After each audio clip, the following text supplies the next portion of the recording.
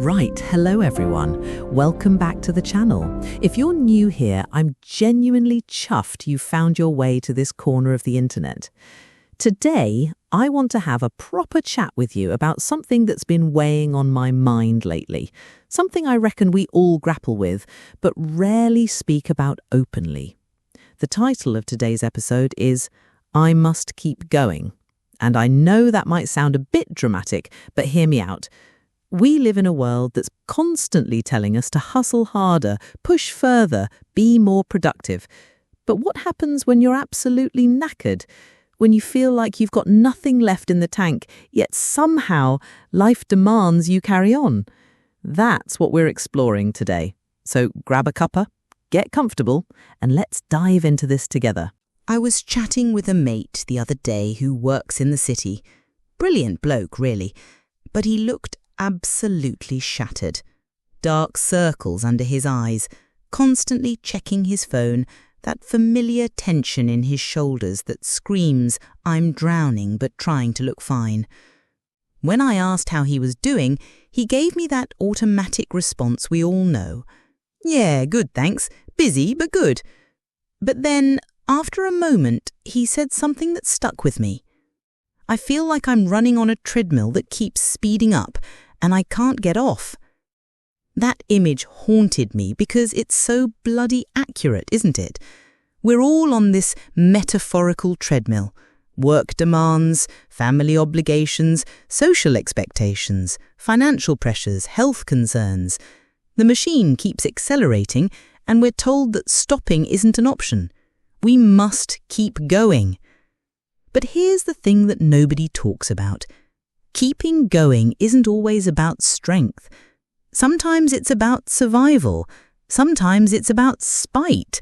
Sometimes it's simply because we don't know what else to do. Society has this narrative that persistence is always noble, that grinding through hardship makes us stronger, that there's virtue in never giving up. And whilst there's truth in that, it's also incomplete. It ignores the very real cost of always having to soldier on. We've created this myth of endless resilience, haven't we? This idea that humans are like those wind-up toys that just keep marching forward until someone turns the key again. But that's not how we work. We're not machines. We are complex beings with finite energy, emotional capacity, and mental bandwidth. I remember reading about this concept called resilience fatigue, the idea that even our ability to bounce back has limits. It's like a muscle that can be overworked. You can only stretch an elastic band so far before it snaps or loses its elasticity entirely. Yet everywhere we look, we're bombarded with messages about being unbreakable.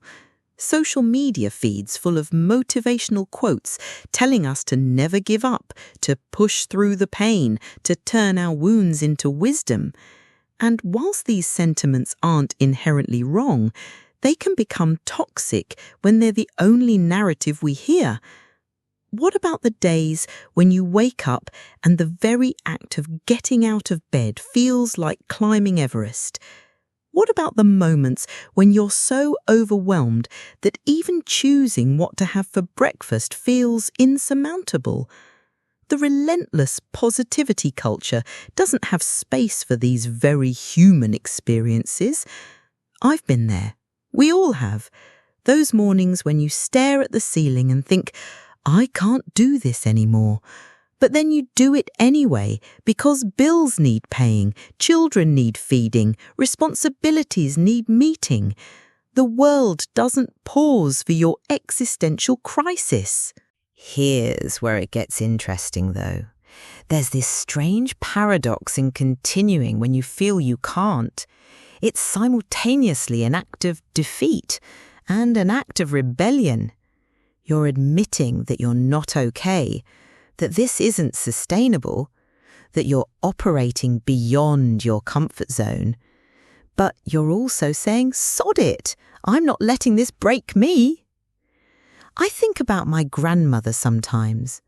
She lived through the Blitz, rationing, raising 4 children mostly on her own whilst my grandfather was away at war. When I was younger, I asked her how she managed it all. She laughed, not a bitter laugh, but a knowing one, and said, "Love, you just do what needs doing. You don't have the luxury of asking whether you can or can't." That phrase has stayed with me. You don't have the luxury of asking whether you can or can't. It sounds harsh, but there's wisdom in it. Sometimes the question isn't whether we're capable of continuing. It's simply that continuing is the only option we have. But here's what I think my Nan understood that we sometimes forget. Accepting that you must keep going doesn't mean you have to do it alone, and it doesn't mean you have to do it without acknowledging the weight of it. Not all persistence is created equal. There's the motivated persistence, when you're chasing a dream, working towards a goal, pushing through challenges because you can see the finish line. That's the kind we celebrate, the kind that gets you motivational posters and inspirational Instagram posts. Then there's survival persistence, when you keep going, not because you want to, but because stopping isn't an option. This might be the single parent working 3 jobs to keep food on the table, the person battling depression who still shows up to work every day, the carer looking after an elderly relative whilst managing their own health issues. There's also spite persistence, and don't knock it because it's more powerful than you might think.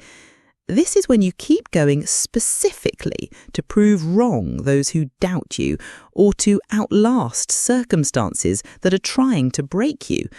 Sometimes bloody-mindedness is exactly what you need. And then there's inertia persistence, when you keep going simply because it's easier than figuring out how to stop or change direction. This isn't necessarily bad, mind you. Sometimes autopilot gets you through the rough patches until you're ready to engage more consciously with your choices. The point is, we need to stop treating all forms of persistence as equal and recognise that sometimes just showing up is enough. Sometimes just keeping your head above water is a remarkable achievement. One of the most profound things you can do for someone who's struggling to keep going is simply to see them, not to fix them, not to motivate them, not to give them solutions, just to acknowledge that what they're doing is hard and that they're doing it anyway. I remember a particularly difficult period in my life when everything felt like it was falling apart. A friend sent me a text that simply said, "I see you showing up every day and I think you're doing brilliantly." No advice, no attempts to cheer me up, just recognition. It meant more than any motivational speech could have. We underestimate the power of witnessing. When someone feels invisible in their struggle, when they feel like their efforts go unnoticed, when they wonder if anyone understands how hard they're working just to function, being seen can be transformative. This is why I'm talking about this today, because I want anyone listening who's in that place of "I must keep going" to know that someone sees you.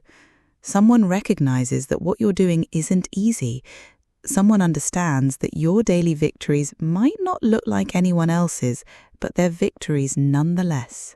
Now, here's something we need to address: the difference between giving up and taking a break.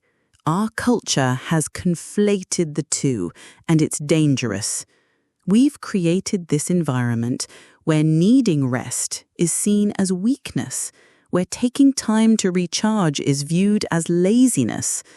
But here's the truth, and I need you to really hear this. You don't need permission to rest, but if you're waiting for it anyway, here it is. You are allowed to be tired. You are allowed to need a break. You are allowed to say, "I can't do this right now." Taking a pause doesn't undo all your progress. Admitting you're struggling doesn't make you weak. Asking for help doesn't make you a burden. These are human needs, not character flaws. Sometimes, the most courageous thing you can do is stop. Sometimes, I must keep going needs to be balanced with I must take care of myself. They're not mutually exclusive concepts. I think about the phrase, put on your own oxygen mask first from aeroplane safety demonstrations. You can't help anyone else if you're unconscious from lack of oxygen. The same principle applies to life. You can't sustain your efforts to keep going if you never allow yourself to breathe. Viktor Frankl, a Holocaust survivor and psychiatrist, wrote about finding meaning in suffering. He observed that humans can endure almost anything if they can find purpose in it.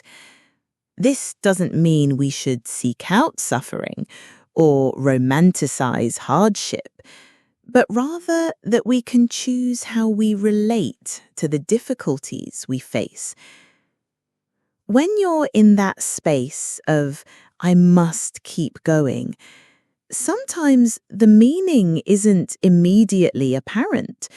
Sometimes you're just putting one foot in front of the other, because that's what you do.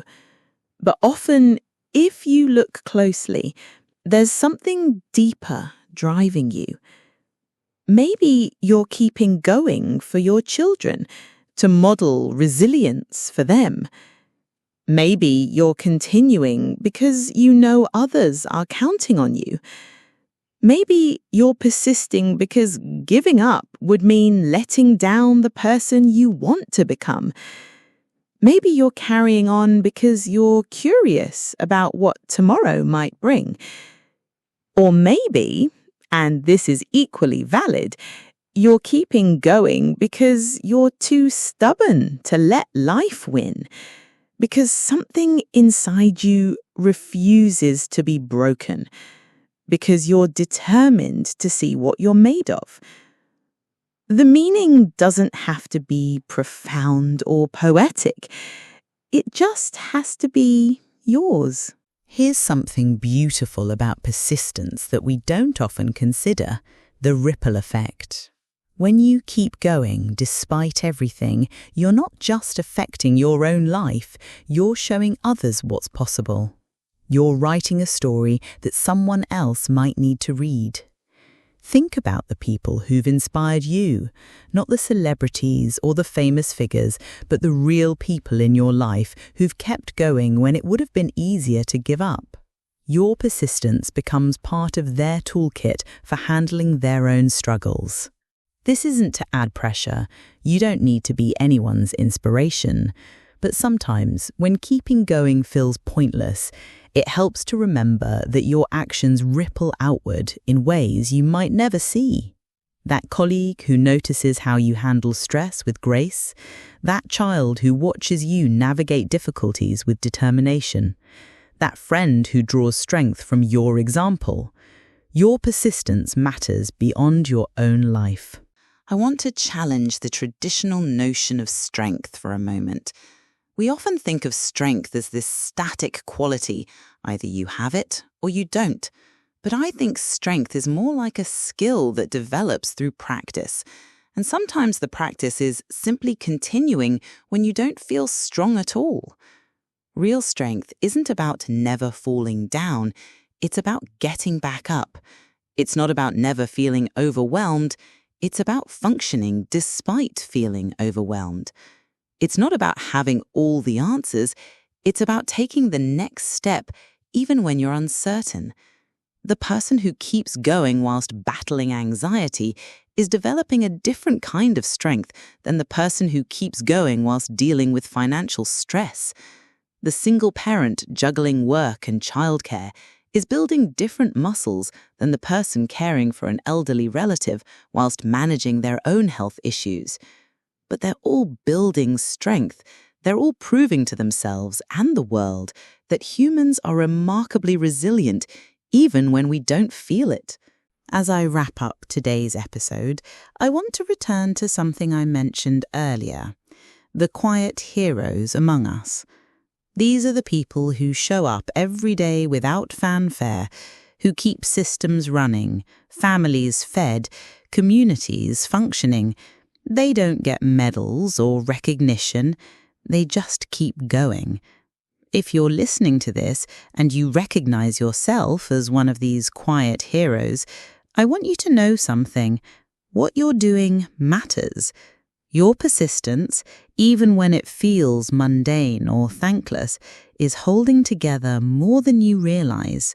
To the parent who's exhausted but still reads bedtime stories, to the worker who shows up despite personal struggles, to the friend who's always there for others whilst fighting their own battles, to the person who gets up every morning and chooses to try again, you are remarkable.